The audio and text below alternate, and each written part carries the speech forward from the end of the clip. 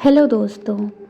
तो आज हम सुनाने जा रहे हैं एक सच्ची कहानी, खूनी झील का राज।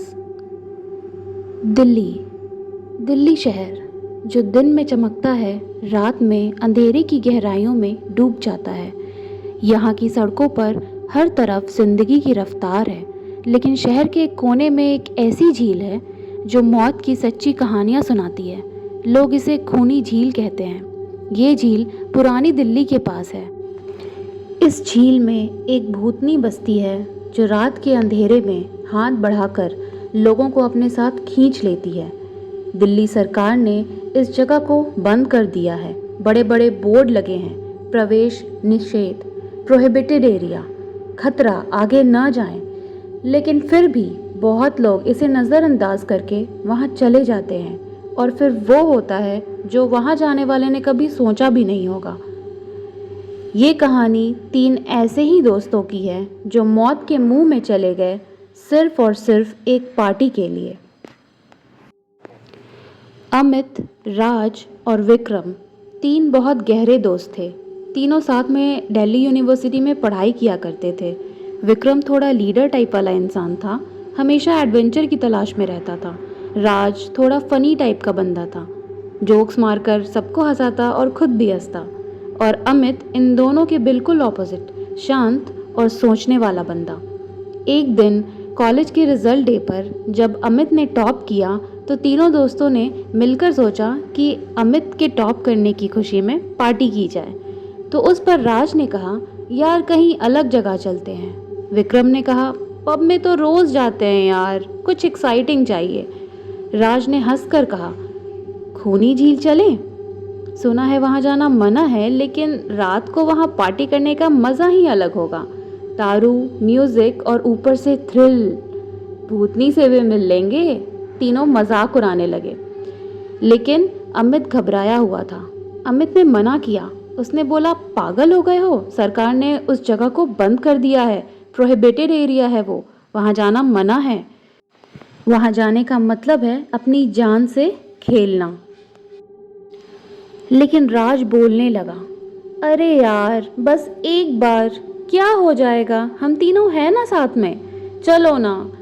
आखिरकार विक्रम और राज ने अमित को वहाँ चलने के लिए मना ही लिया। शाम को उन्होंने दारू की बोतलें खरीदी, स्नैक्स पैक किए और बाइक पर निकल पड़े। रास्ते में हवा बहुत ठंडी थी, लेकिन उनके दिल में एक्साइटमेंट बहुत थी। देखते ही देखते शाम से रात हो गई और अब तीनों दोस्त झील के पास पहुंच चुके थे। अंधेरा और सन्नाटा दोनों बहुत ज़्यादा था। दूर से ही पुलिस का बोर्ड दिख रहा था, लेकिन अमित ने बोला, यह सब बस आम लोगों को डराने के लिए होता है, रियलिटी में कोई भूत वूत चुड़ैल नहीं होती है। फिर तीनों दोस्तों ने म्यूज़िक ऑन किया, स्नैक्स निकाले और एक एक दारू की बोतलें खोल ली। झील का पानी बिल्कुल काला लग रहा था, जैसे मौत का साया हो। चारों तरफ घना जंगल, जहाँ से अजीब सी फुसफुसाहटें आ रही थी, पत्तों की सरसराहट, और दूर से शहर की रोशनियाँ चमक रही थी। तीनों दोस्त झील की बाउंड्री पर बैठकर दारू पीने लगे और बातें करने लगे। फिर थोड़ी देर बाद अमित और राज खड़े होकर नाचने लगे, गाना गाने लगे। विक्रम बाउंड्री पर ही बैठा हुआ था, पानी की तरफ मुंह करके। रात के 11 बज चुके थे। हवा में एक अजीब सी ठंडक थी, जैसे कोई देख रहा हो। तभी विक्रम के पीछे से पानी में हलचल हुई। म्यूजिक इतना तेज था कि किसी को हलचल सुनाई ही नहीं दे रही थी। विक्रम के पीछे से 2 हाथ निकले, सूखे, कटे फटे, सैकड़ों सुइयों से छलनी, जले के काले काले निशान, टूटी चूड़ियां मांस में धसी हुई और उंगलियों से टपकता हुआ गाढ़ा काला खून। उन दोनों हाथों ने विक्रम का कॉलर पकड़ा और झटके से उसे खींच लिया। विक्रम चिल्लाने लगा, बचाओ बचाओ बचाओ, अमित बचाओ। अमित और राज दोनों विक्रम की तरफ भागे उसे बचाने के लिए, लेकिन देखते ही देखते झील विक्रम को अपने अंदर निगल गई। वो पानी में डूब गया और बुलबुलें उभर आ, फिर सन्नाटा छा गया। अब अमित और राज के कुछ भी समझ में नहीं आ रहा था। वो सोचने लगे ये क्या था? क्या ये सच में भूत था? क्या ये सच में भूत या झील है? राज का चेहरा बिल्कुल सफ़ेद पड़ गया, क्योंकि आखिर ये उसी का प्लान था। अमित ने तुरंत फ़ोन निकाला, पुलिस को कॉल किया। पुलिस ने उन्हें पुलिस स्टेशन बुलाया, क्योंकि रात को उधर कोई नहीं आता। जब वो पुलिस स्टेशन पहुंचे और उन्होंने सारी बात बताई, तो पुलिस इंस्पेक्टर शर्मा ने उन्हें बहुत बुरी तरह डांटा। उन्होंने बोला, तुम लोगों को समझ नहीं आता? वहां जाना मना है। कितने लोगों की जान गई है वहां, फिर भी मौज मस्ती करने पहुंच गए। ना घर की चिंता है, ना बूढ़े माँ बाप की। जिंदगी को तो मजाक बना के रखा है आजकल के बच्चों ने। उन्होंने फिर एफआईआर लिखी और सुबह होने का वेट करने लगे। जैसे ही सुबह हुई, इंस्पेक्टर अपनी टीम के साथ झील पहुंचे। दिन के उजाले में झील नॉर्मल लग रही थी, सिर्फ गंदा पानी और चारों तरफ घास। पुलिस ने आसपास छानबीन की, कोई क्लू नहीं मिला।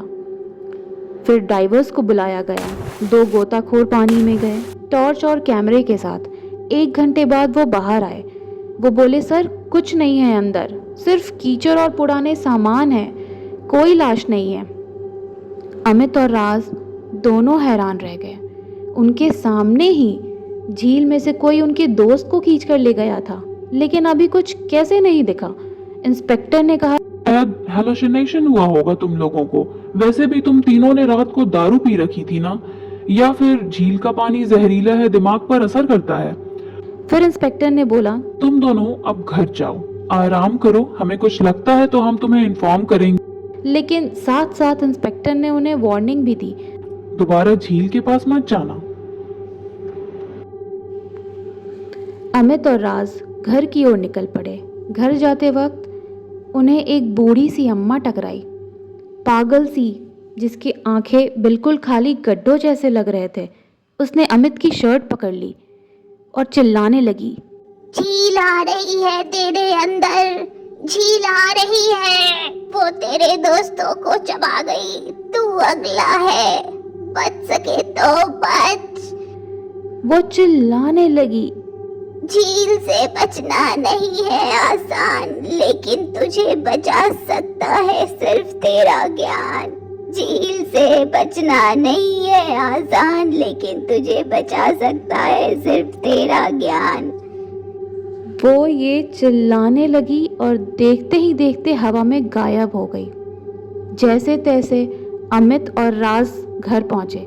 दोनों की तबीयत बिगड़ने लगी, सर दर्द, बुखार और अजीब सी बेचैनी। रात को नींद नहीं आई, अजीब से सपने आने लगे। विक्रम का चेहरा पानी में डूबता हुआ और वो खून और सुइयों से चुभा हुआ हाथ उनकी तरफ बढ़ता हुआ। 2 हफ्तों में दोनों कमज़ोर हो गए, जैसे उनकी आत्मा निकल रही हो। अमित ने राज को कॉल किया और दोनों ने तय किया कि हम झील वापस जाकर सच का पता लगाएंगे। लेकिन उससे पहले अमित को बूढ़ी अम्मा की बात याद आई। झील से बचना नहीं है आसान, लेकिन तुझे बचा सकता है सिर्फ तेरा ज्ञान। फिर दोनों दोस्तों ने तय किया कि वो लाइब्रेरी जाएंगे। उन्होंने सोचा कि शायद झील से जुड़ी कोई सच्चाई उन्हें मिल जाए। जब वे लाइब्रेरी पहुंचे तो बहुत ढूंढने पर उनकी नज़र एक किताब पर पड़ी, जिसका नाम था खूनी झील की दास्तान। उस किताब में लिखी थी एक रूपवती की कहानी, वो रूपवती जिसे आज लोग खूनी झील की सड़ी हुई भूतनी कहते हैं। अमित ने किताब खोली और पढ़ने लगा। रूपवती की कहानी, खूनी झील का रहस्य। सदियों पहले, जब दिल्ली सिर्फ एक किला और कुछ बस्तियों तक सीमित था, उस झील के पास एक गांव होता था, मेहरौली के जंगलों के बीच। वहां रहती थी एक जवान औरत, रूपवती। वो सुंदरता की मिसाल थी, पर उसकी सबसे बड़ी पहचान थी उसका दिल, नेक, सच्चा और इंसाफ पसंद। रूपवती हक्के से पानी के किनारे रहने वाली थी और लोग कहते थे उसके हाथ लगते ही पानी साफ हो जाता है। लोग उसे झील की देवी कहते थे। उसी दौर में शहर पर हुकूमत करता था एक अफसर, सूबेदार इकबाल खान, जो एक शातिर औरत बाज था। उसने रूपवती को देखा और उस पर दीवाना हो गया। आखिर रूपवती थी ही इतनी सुंदर, लेकिन रूपवती ने उसका रिश्ता ठुकरा दिया। उसने कहा, मैं किसी जुल्म करने वाले की हमसफर नहीं बन सकती। सूबेदार को गुस्सा आ गया। उसने रूपवती को बदनाम करने की साजिश की। उसने गांव के बच्चों को रात के अंधेरे में चुरा कर नदी में फेंकना शुरू किया।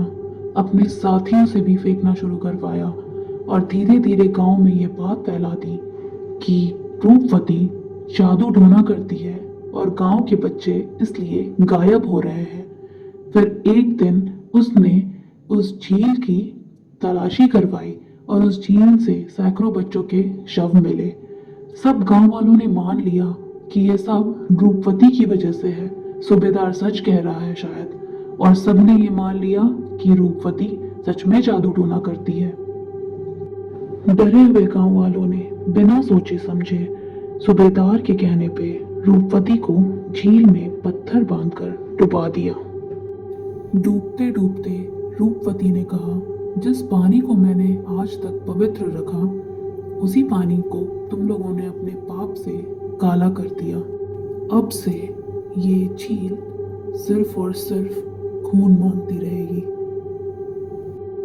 हर दौर में रूपवती के मरने के बाद धीरे धीरे करके सूबेदार के भी घर के लोग मरने लगे। कुछ कुछ गांव वाले भी मरने लगे। फिर सबने डर के मारे एक एक करके गांव छोड़ दिया। और तब से रूपवती की आत्मा उसी झील में कैद है। ना वो जीती है, ना ही वो मरती है। इस घटना के बाद जो भी इंसान उस झील के पास जाता है, रूपवती की आत्मा को लगता है कि वो सूबेदार का वंशज है और वो उसे ऐसे ही डुबो डुबो कर मारती है जैसे उसे डुबोया गया था। ये थी रूपवती की कहानी, एक दर्द भरी कहानी। और ये इस खूनी झील स्टोरी का पहला अध्याय था। दूसरा अध्याय जानने के लिए हमारे साथ बने रहे और हम जल्द ही दूसरे अध्याय के साथ आपसे मिलते हैं। तब तक के लिए धन्यवाद।